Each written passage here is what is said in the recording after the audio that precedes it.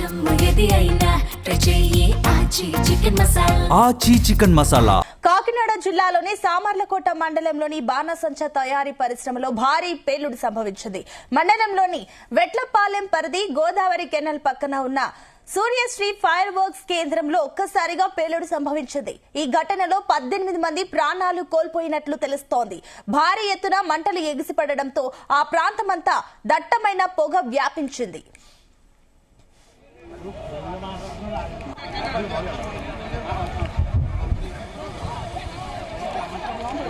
పేలుడు శబ్దాలు సుమారు 5 కిలోమీటర్ల మేర వినిపించాయని స్థానికులు తెలిపారు. శబ్దం తీవ్రతకు పక్క గ్రామంలో ఉన్న ప్రైవేటు పాఠశాలలో స్లాబ్ కు పగుళ్లు వచ్చాయి. సమాచారం అందుకున్న అగ్నిమాపక శాఖ సిబ్బంది 2 ఫైర్ ఇంజన్ల సాయంతో మంటలను ఆర్పేందుకు ప్రయత్నించారు. తీవ్రంగా గాయపడిన 8 మందిని అంబులెన్స్ లో ఆసుపత్రికి తరలించారు. మృతుల్లో ఎక్కువ మంది మహిళలే ఉన్నట్లు సమాచారం. బాణసంచా పరిశ్రమను అడప నాని కుటుంబ సభ్యులు నిర్వహిస్తున్నట్లుగా తెలుస్తోంది. పరిమితికి మించి బాణసంచా తయారు చేయడం వల్లే ఘటన జరిగినట్లు స్థానికులు చెబుతున్నారు.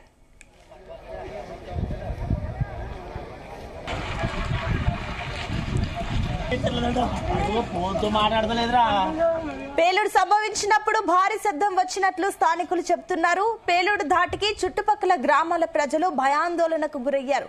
5 గ్రామాల పరిధిలో దట్టమైన పొగలు అలుముకున్నాయి. పేలుడు సంభవించే ప్రాంతానికి స్థానికులు చేరుకున్నప్పటికీ అందులో చిక్కుకున్న పలువురు అగ్నికి ఆహుతయ్యారు. ఘటనా స్థలంలో శరీర భాగాలు చెల్లాచెదురుగా పడి ఉన్నాయి. కొన్ని మృతదేహాలు పూర్తిగా కాలిపోయాయి.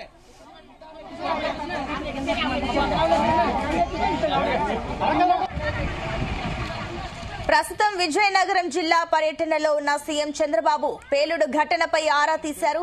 కాకినాడ ప్రమాద ఘటనపై అధికారులతో మాట్లాడారు. పేలుడు ఘటనపై ముఖ్యమంత్రి సమీక్ష నిర్వహించారు. విజయనగరం పర్యటనలో ఉన్న ముఖ్యమంత్రికి ప్రమాద ఘటనను తెలిపారు అధికారులు. ఈ ప్రమాదానికి కారణాలు, ప్రస్తుతం అక్కడ అందుతున్న సహాయక చర్యలపై ఆరా తీశారు.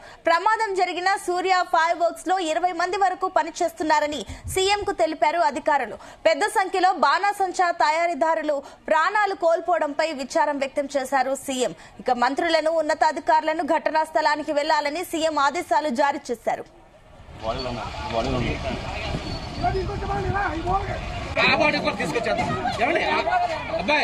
ఇదే అంశానికి సంబంధించి మరిన్ని డీటెయిల్స్ మా కరెస్పాండెంట్ సాంబశివరావు అందిస్తారు. సాంబశివరావు. Good evening Sunitha. కాకినాడ జిల్లా సామర్లకోట మండలం వేట్లపాలెం వద్ద జరిగిన సంఘటన చాలా పెద్ద దుర్ఘటనగానే చెప్తున్నారు. ఎందుకంటే తయారీ కేంద్రాల్లో 40 మంది వరకు కార్మికులు పనిచేస్తున్నట్లు అంచనా వేశారు. సూర్యశ్రీ ఫైర్ వర్క్స్ పేరిట అడప నాని అతని కుటుంబ సభ్యులు ఇప్పటి వరకు అందిన ప్రాథమిక సమాచారం మేరకు 18 మంది మృతి చెందినట్టుగా చెప్తున్నారు. ఇందులో తీవ్రంగా గాయపడ్డ 4 కాకినాడ ఆసుపత్రికి తరలించగా 11 మందిని పెద్దాపురం ప్రభుత్వ ఆసుపత్రికి తరలించారు. ఏదైతే విజయనగరం పర్యటనలో ఉన్నారో ముఖ్యమంత్రి చంద్రబాబు ఈ ప్రమాద సంఘటన గురించి జిల్లా ఎస్పీ కలెక్టర్లతో మాట్లాడారు. ఏం జరిగింది, ఎంతమంది పని చేస్తున్నారని వివరాలు అడిగి తెలుసుకోవడం జరిగింది. క్షతగాత్రులకి మెరుగైన వైద్య సేవలు అందించాలని కూడా ముఖ్యమంత్రి ఆదేశాలు జారీ చేశారు. కొద్దిసేపటి క్రితం హోంమంత్రి అనిత ఇక్కడికి బయలుదేరినట్టుగా చెప్తున్నారు. జిల్లా ఎస్పీ, కలెక్టర్, ఆర్డీఓ, అదేవిధంగా అగ్నిమాపక శాఖ అధికారులు, రెవెన్యూ అధికారులు సంఘటన స్థలంలోనే ఉన్నారు. 2 సెకండాలు నిర్మించిన తర్వాత మంటలు అదుపులోకి వచ్చాయి. ఇప్పుడు లోపల ఎంతమంది ఉన్నారో చూస్తున్నారు. ఏదైతే బాణసంచా తయారీకి సంబంధించి రెవెన్యూ, పోలీసులు, అదేవిధంగా అగ్నిమాపక శాఖల నిబంధనలు ఉన్నాయి. ఆ నిబంధనల ప్రకారం మహిళలు పనులు పెట్టుకోవడం లేదు. కానీ అక్కడ ఉన్న వారిలో అధికంగా మహిళలే కనిపిస్తున్నారు. కొంతమంది సజీవ దహనం అయిపోయి కూర్చున్న వారు కూర్చున్నట్టుగానే కనిపిస్తున్న సంఘటనలు అందరినీ కంట సరిపేస్తున్నాయి. జనసేన జిల్లా అధ్యక్షుడు తుమ్మల బాబు అక్కడ వెళ్ళడం జరిగింది. జరిగిన సంఘటన గురించి ఆయన ఉప ముఖ్యమంత్రి పవన్ కళ్యాణ్ దృష్టికి కూడా తీసుకెళ్లారు. జన సైనికులంతా కూడా సేవా కార్యక్రమాల్లో పాల్గొనాలని చెప్పడం జరిగింది.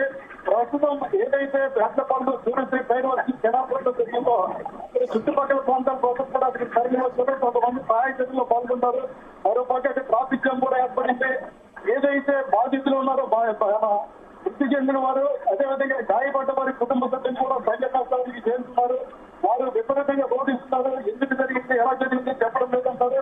దీనికి అనుమతి ఉందా, ఎంతమంది పనిచేయడానికి అనుమతి ఉంది, ఎంత మేర అనుమతి ఉంటే ఎంత అనుమతి తయారు చేస్తున్నారు, దాని అంశాలు కూడా ఎస్పీ అక్కడ ఆదేశాలు జారీ చేశారు. ప్రజాప్రతినిధి ఎస్పీ శ్రీహరరాజ్ ఆధ్వర్యంలో పూర్తి స్థాయిలో విచారణ చేపడుతున్నారు. అసలు ఈ పానసంఖ్య తయారీ కేంద్రంలో గతంలో కూడా ఇలాంటి పేలుడు సంఖ్యత జరిగింది. అయితే దీన్ని బయటికి రాకుండా చేసేందుకు కూడా ప్రచారం జరుగుతుంది. ఎలాంటి రాజకీయ ఒత్తిడికి తెలగకుండా పూర్తి స్థాయిలో విషయాలు జరిగి ఇంతమంది మరణానికి కారణమైన వారికి చర్యలు తీసుకోవాలని బాధిత కుటుంబాలు డిమాండ్ చేస్తున్నాయి. అదే సమయంలో వారికి మెరుగైన వైద్య చికిత్స అందించేందుకు కలెక్టర్ ఆయా ప్రభుత్వ ఆసుపత్రి సూపరింటెండెంట్ తో కూడా మాట్లాడడం జరిగింది. రెవెన్యూ సిబ్బందిని సహాయ చర్యల్లో నిమగ్నం చేశారు. ఇంత పెద్ద సంఘటన ఇటువంటి ఇటీవల కాలంలో ఇదే పెద్ద సంఘటనగా అక్కడ అధికారులు చెప్పడం జరిగింది. గతంలో కూడా వేటపల్లెల్లో పలు సంఘటనలు జరిగాయి. ఇక్కడ పరిస్థితి అయితే భయానకంగా ఉండడంతో పోలీసులు బయట వారు ఎవరు రాకుండా కూడా అడ్డుకుంటున్న పరిస్థితి కనపడుతుంది. సునీత, అయితే సాంబశివరావు, మృతుల సంఖ్య ఇంకా పెరిగే అవకాశం ఉందా ఏంటి? ఇప్పుడు మృతులకు సంబంధించి అదే విధంగా వాళ్ళకి సంబంధించిన డీటెయిల్స్ ఏమైనా కనుక్కున్నారా? మృతుల సంఖ్య పెరిగే అవకాశాలు కనపడుతున్నాయి. ఎందుకంటే ఇక్కడ ఎంతమంది లోపల ఉన్నారు, ఎంతమంది మృతి చెందారన్న విషయంగా బయటికి రాలేదు కాబట్టి అధికారులు ఎక్కడికెక్కడ చర్యలు తీసుకుంటున్నారు. అధికారులంతా కూడా సహాయ చర్యల్లో మునిగిపోయి ఉన్నారు. ఎంతమంది చనిపోయారు, అదేవిధంగా ఆసుపత్రికి ఎంతమంది తీసుకెళ్లారన్న వివరాలు అయితే తెలియాల్సి ఉంది. ముఖ్యంగా అది కెనాల్ రోడ్ ఉండడంతో ఇప్పటికే పెద్ద ఎత్తున జనం అక్కడికి చేరుకున్నారు. వారందరినీ కూడా పోలీసులు పక్కకు పంపే ప్రయత్నాలు చేస్తున్నారు. లోపల ఎంతమంది ఉన్నారు, ఉదయం ఎంతమంది వచ్చారు, మధ్యాహ్న భోజనానికి ఎంతమంది బయటికి వెళ్లారు తదితర పూర్తి వివరాలు కూడా పక్క పోలీసులు సేకరిస్తున్నారు. ఇక్కడ ముఖ్యంగా చనిపోయిన వారు, అదేవిధంగా గాయపడ్డ వారి కుటుంబ సభ్యులు కూడా ఇక్కడికి తరలి రావడంతో ఇక్కడ పరిస్థితి చాలా హృదయ విదారకంగా కనిపిస్తుంది. కన్నీరు మున్నీరుగా వెలిపిస్తున్నారు. ఈ సంఘటనల నేపథ్యంలో ఇలాంటి సంఘటనలు జరగకుండా జిల్లా అంతా తనిఖీలు చేపట్టాలని ఇప్పటికే పోలీసు అధికారులు ఆయా పోలీస్ స్టేషన్ ఎస్హెచ్ఓలు కూడా ఆదేశించడం జరిగింది.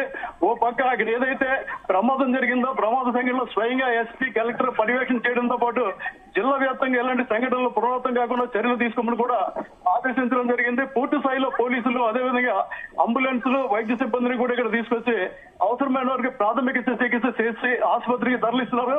ఇటు కాకినాడ జీజీహెచ్ తో పాటు పెద్దాపురం ఆసుపత్రి కూడా ఈ క్షతగాతులను తరలించే ఏర్పాట్లు అధికారులు పూర్తిగా మునిగిపోయి ఉన్నారు. సునీత, అయితే సాంబశివరావు, మరోపక్క చూస్తే కూడా అక్కడ గాయపడిన వారికి సంబంధించి ఎక్కడికి తరలించారు?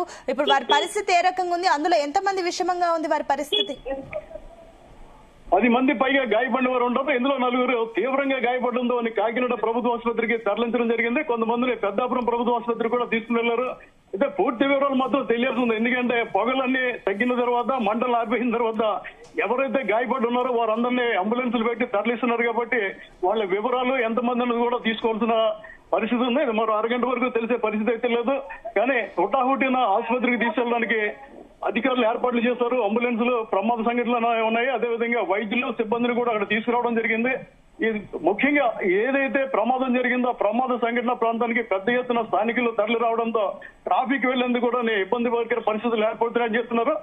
ఏదైతే సివియర్ గా గాయపడ్డ వారిని అయితే కాకినాడ, మామూలు స్వల్ప గాయాలతో వారిని అయితే పెద్దాపురం ప్రభుత్వ ఆసుపత్రికి తరలిస్తున్నారు. సునీత, అదే సాంబశివరావు, ఇప్పుడు ఏదైతే అడపనాని కుటుంబ సభ్యులు ఏదైతే పటాకుల కేంద్రం, ఇది తయారీ కేంద్రం సంబంధించి వాళ్ళు చూసుకుంటున్నారని చెప్పారు కదా, వారికి సంబంధించి ఎవరైనా రియాక్ట్ అయ్యారా? వారెవరు ప్రస్తుతం అయితే కనపడలేదు. కానీ పోలీసులు వారికి సంబంధించిన వాళ్ళు కొంతమందిని అదుపులో తీసుకున్నట్లుగా చెప్తున్నారు. ఎందుకంటే ఇప్పుడు దాదాపు కిలోమీటర్ మేర పూర్తిగా వాహనాలు ఆగిపోయినాయి. వాళ్ళ కుటుంబ సభ్యులు ఎక్కడ ఉన్నారో, ఎవరన్నా వచ్చారో లేదన్నది కూడా పోలీసులు గోప్యంగానే ఉంచడం జరిగింది. ఎందుకంటే ఇప్పుడు ఎవరైతే ఈ నిర్వాహకులు ఉన్నారో వారు కానీ అక్కడ కనపడితే వారిపై ఈ క్షతగాత్రులు లేదంటే మృతుల బంధువులు దాడి చేసే అవకాశం ఉంది కాబట్టి ఆ వివరాలు మాత్రం అధికారులు గోప్యంగానే ఉంచారని చెప్పాలి. దాదాపు కిలోమీటర్ మేర ఇక్కడ మన పరిస్థితి చూస్తే పూర్తిగా ట్రాఫిక్ జామ్ ఏర్పడింది.